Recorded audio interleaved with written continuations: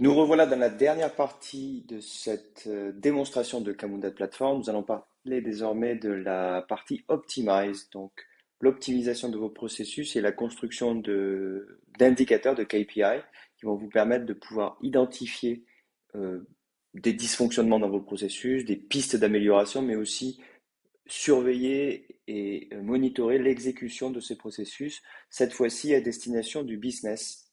Donc on se retrouve effectivement dans la dernière tranche de la suite Camunda, dans la partie de droite, qui va vous permettre d'analyser et d'améliorer vos processus au quotidien, et cela pour vos business.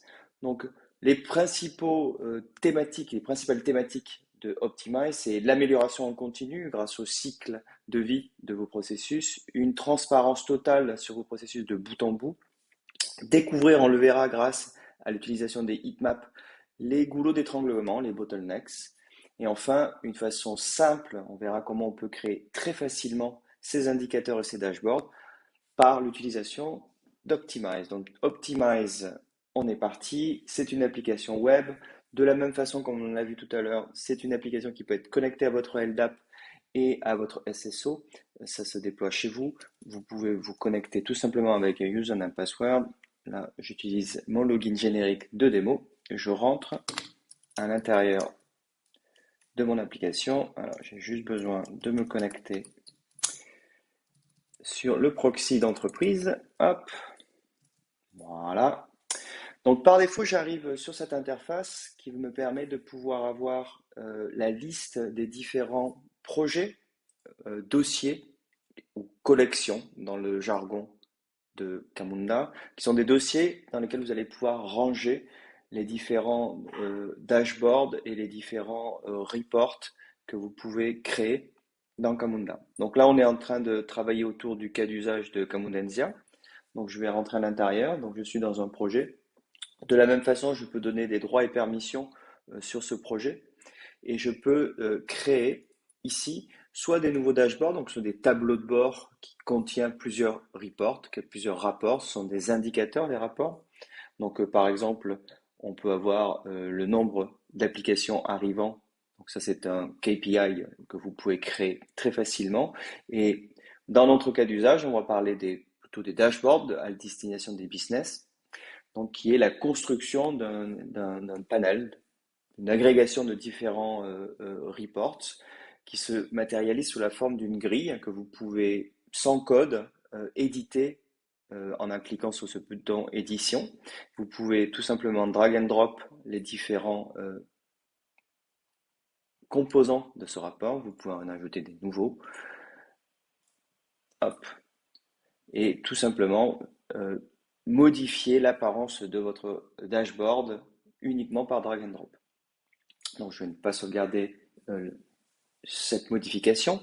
Donc ici par exemple en premier report que l'on peut voir, c'est ce qu'on appelle un objectif. Donc par exemple pour votre business, l'objectif mensuel est d'avoir 145 souscriptions par mois. On voit que à cette date, aujourd'hui, nous avons 41 souscriptions actives, donc il reste un certain nombre pour arriver à la fin.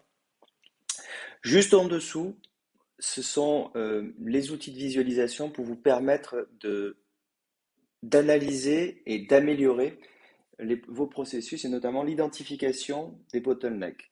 Alors les goulots d'étranglement euh, dans une heatmap sont représentés par une coloration rouge qui vous permettent de voir qu'effectivement à cet endroit-là, il y a des tensions dans l'exécution de vos workflows. Donc deux façons de mesurer ces bottlenecks, ces goulots d'étranglement. Soit vous analysez ce qu'on appelle les branches, rappelez-vous des branches vertes, jaunes et rouges, et vous pouvez par exemple identifier que ici, le chemin jaune est utilisé dans un cas sur deux, 50% des cas sont atteints dans le workflow, et donc il y a besoin d'une intervention humaine pour décider si l'applicant peut être approuvé ou rejeté. Donc ça, c'est un insight intéressant pour le business qui va peut-être pouvoir euh, essayer d'améliorer ce processus. Une façon de faire, ça serait d'augmenter un peu cette table de décision pour être plus fin dans les critères de décision soit chemin vert, soit chemin rouge. Une deuxième chose aussi, c'est plutôt que de demander a posteriori des documents, on pourrait par exemple les demander lors de la souscription pour éviter de toucher le back-office pour faire cette demande de documents. Donc ça, c'est une première façon de faire. Une deuxième façon de faire, c'est de plutôt se focaliser sur la durée d'exécution des tâches manuelles. Donc dans notre cas d'exemple, ici, on voit que en rouge apparaît que la demande de document prend 4 jours et 8 heures en moyenne. Donc c'est quelque chose qui prend beaucoup de temps, mais moi en tant que business, c'est pas quelque chose que je peux vraiment beaucoup améliorer. J'ai déjà amélioré ce processus. Je fais des relances quotidiennes par email à mon client et je le contacte au bout d'une semaine. Donc je pense que je suis arrivé à la limite de ce que je peux faire. Je ne peux pas accélérer le travail à réaliser côté client.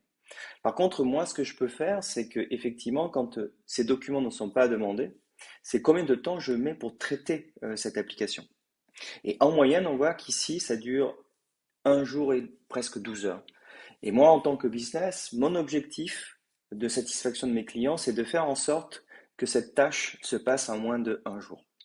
Je peux mettre en place cette heatmap par configuration pour surveiller que spécifiquement cette tâche devrait durer un jour et si ce n'est pas le cas, de l'indiquer visuellement. Alors comment on fait ça? Je vais rentrer dans le report qui a été constitué et je vais l'éditer. Vous voyez dans la partie droite, c'est la configuration de ce report. Il y a plusieurs, vous pouvez sélectionner quel est le workflow sur lequel vous voulez faire ce reporting, donc pour afficher ce diagramme BPMN. Ici, on fait une heatmap, donc c'est le type ViewNode, et la mesure, on est sur une moyenne de durée. On pourrait avoir d'autres calculs avec des médians, des maximums et des minimums. Dans notre cas, on veut plutôt faire sur de la moyenne. Par contre, ce que je veux faire, c'est que ça m'intéresse pas trop d'avoir en rouge ici 4 jours. C'est pas ça que je veux monitorer. Je veux vraiment monitorer comme un SLA ici la durée d'exécution de la décision de mon back-office. Donc pour faire ça, on va ajouter des target values à ce diagramme. Donc par exemple ici, comme je vous ai dit tout à l'heure, ça m'intéresse pas trop de monitorer cette valeur, donc je vais mettre une valeur très haute volontairement pour ne plus avoir le rouge ici, puisque c'est pas ça qui m'intéresse. Ce qui m'intéresse plutôt ici, c'est de monitorer la valeur de cette tâche. Et là, ici, je vais dire que je veux en un jour. Je vais appliquer les modifications et automatiquement, vous voyez que le diagramme a changé. Cette tâche n'a plus de couleur rouge. Ça veut dire que je ne la suis pas de toute façon, je m'en fiche. Par contre, ici, je vois clairement que désormais, je suis euh, très largement au-dessus de la valeur que je souhaiterais avoir de un jour. Je dépasse la cible de 150%. Donc, vous voyez comme c'est facile de pouvoir monitorer cette exécution et essayer de trouver des pistes d'amélioration et en tout cas avoir ces indicateurs de suivi qui vous permettent d'obtenir cette excellence opérationnelle. Il y a d'autres méthodes évidemment pour créer des KPI, comme tout outil d'analytics. Vous avez la possibilité de construire des bar charts, des diagrammes également de type camembert. Vous pouvez par exemple suivre la répartition des packages de souscription pour l'assurance. Et vous pouvez également suivre au cours du temps quelles ont été l'évolution des risques calculés au cours des mois pour suivre un petit peu votre cohorte. Vous pouvez faire également des line charts. Et ce qu'il y a d'intéressant ici aussi, vous pouvez également monitorer quelles ont été les répartitions de décisions sur les tables de décision, les DMN décisions. Vous voyez que par exemple la majorité, ce qui a été touché en termes de décision en jaune, donc en risque jaune, donc à monitorer par un back-office, c'est quand on avait des applicants qui étaient soit freelancers, soit self-employed, mais qui avaient un risque un score de crédit inférieur ou égal à 95. Donc ça, c'est intéressant pour votre marketing, pour votre business, pour essayer d'analyser la cohorte qui est entrante au fil du temps. Donc ça, c'est un peu la façon dont on va pouvoir créer ces dashboards. On peut également les partager. Si vos utilisateurs business ou marketing n'ont pas accès à Optimize, il n'y a pas de problème, vous pouvez créer des liens partageables, soit en embarqué, soit en copy link de façon assez traditionnelle et les gens pourront donc utiliser cette URL pour pouvoir accéder à ces tableaux de bord. Une dernière chose, ici, c'est une des forces d'Optimize et de Camunda de façon générale. On a travaillé beaucoup sur le processus d'onboarding ici et on se rend compte que pour le point de vue business, finalement, cette automatisation, ce morceau d'automatisation s'inscrit dans un processus de bout en bout beaucoup plus large qui débute sur la réception d'un canal d'acquisition qui peut être un formulaire web, qui peut être un formulaire d'un partenaire ou quelque chose qui est reçu en interne et qui se termine par d'autres processus, notamment par exemple des certifications ou des batchs qui vont être exécutés pendant la nuit. Et donc moi en tant que business, ce que j'aimerais savoir, c'est que sur ce processus de bout en bout, quels sont les bottlenecks, pas uniquement sur le processus que l'on a modélisé, mais également sur tout ce qui s'est passé en amont et en aval de ce Customer Onboarding Process. Pour faire ça, Optimize fournit des API d'ingestion qui vont permettre de pouvoir monitorer, par exemple quand je reçois une requête, vous allez pouvoir appeler cette API d'ingestion pour pouvoir déclencher ce processus de bout en bout et vous permettre de pouvoir avoir le monitoring complet, d'avoir tous les KPI de bout en bout et notamment de, par exemple, suivre les endroits où ça coince.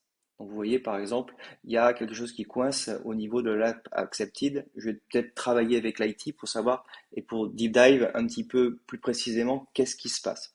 Donc, Camunda Optimize permet un peu d'élargir la supervision que vous pouvez avoir sur l'exécution de vos workflows, pas nécessairement uniquement ce qui est dans Camunda, mais ce qui est également à l'extérieur grâce à ce mécanisme d'ingestion d'API. Voilà pour la présentation rapide de Optimize.